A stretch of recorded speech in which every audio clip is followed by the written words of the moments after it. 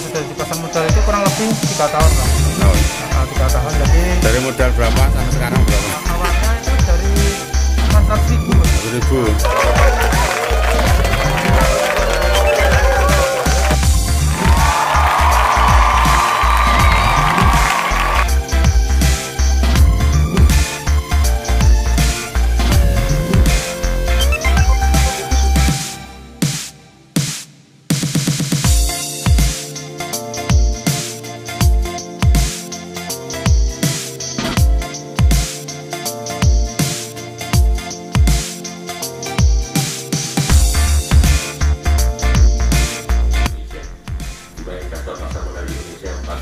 Investor dan jumlah investor saham sendiri baru di angka 1,9 juta investor.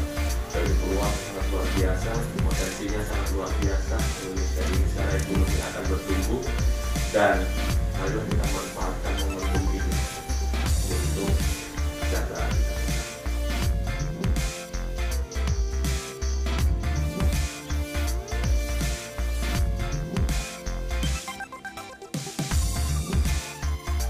Jadi saat saya serahkan ini secara simbolis dibuka dari rekening mereka yang ada di FAC Sekuritas ke rekening Lajismu yang ada di FAC Sekuritas.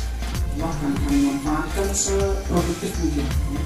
Dan bagi yang sudah melakukan investasi atau menyerahkan atau berlimpah bersedekah di Lajismu ini melalui FAC Sekuritas, berkah harta bahwa literasi pasar modal di Indonesia ini masih sangat kecil, bahwa investor atau masyarakat Indonesia harusnya berpikir positif. Investor itu percaya bahwa masa depan akan lebih baik dan tanpa ada pikiran positif tidak akan ada yang namanya investasi. Harus kita garis bawahi itu.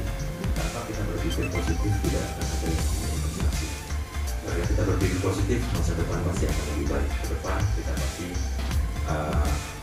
masa depan kita akan lebih baik, ekonomi kita akan segera pulih dan kita insya Allah akan sejahtera bersama. Amin. Nah, berbicara flashback sedikit pandemi COVID, banyak orang bilang pandemi COVID semua terimbas, semua terdampak. Sebenarnya tidak hanya Indonesia yang terdampak pandemi COVID COVID-19 ini. Hampir di semua negara terdampak pandemi COVID-19.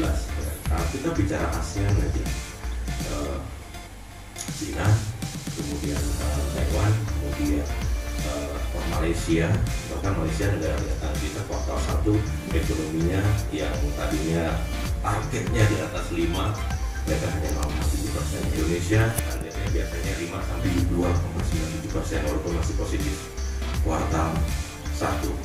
Nah, sementara di kuartal yang sama, kuartal 1 Thailand sudah minus 5,5. Sementara Singapura, negara maju, itu minus 2%. Jadi berjalannya waktu, apa yang terjadi, pandemi COVID semakin dalam, Indonesia semakin terdampak. Indonesia di kuartal 2 minus 5,3.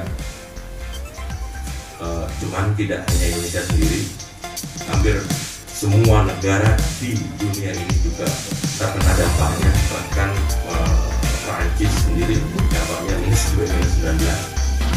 Kemudian China ya positif karena memang China ini konon adalah negara yang terdampak pertama kali dan mereka sudah Investor milenial itu. Ya, baik. Kalau untuk investor milenial itu adalah para investor yang ya, jadi saat ini kan sudah banyak ya Pak, untuk investor itu yang penting dia sudah punya KTP, jadi di atas umur 17 tahun itu dia sudah bisa menjadi investor di pasar modal. Nah, terus keuntungannya jadi investor itu apa? Jadi keuntungan investor itu ya kita mempunyai perusahaannya pasti. Dan lalu punya kita saham juga, ya? Jadi mempunyai saham itu kepemilikannya ya Pak ya.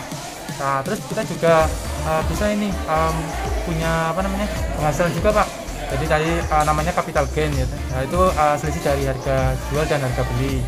Nah, lalu juga kita dapat dividen maknanya. Nah, itu dividen itu keuntungan yang dibagikan kepada pemegang saham. Nah, itu. Terus kita juga dapat mengikuti RUPS namanya. Nah, RUPS itu adalah rapat umum pemegang saham. Ya. Jadi Anda udah melakukan itu berapa lama? oh ya, saya sudah melakukan Di pasar modal?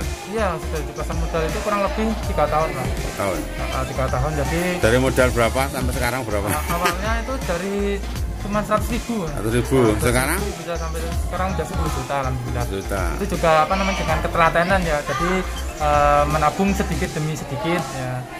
Jadi tidak terasa jadi bukit. Sekarang minat apa ya ke pasar modal anak muda gimana itu? Nah untuk investor itu saat ini juga sudah bergerak. Jadi dulu masih banyak mungkin orang tua, tapi sekarang sudah bergerak ke milenial.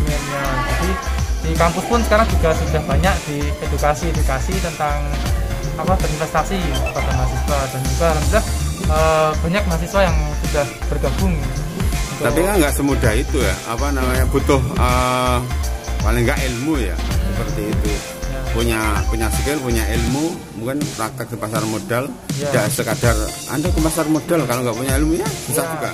Nah itu juga apa namanya menjadi syarat ya, syarat dalam berinvestasi ya. Jadi kita harus mengetahui dulu seluk-beluknya ya.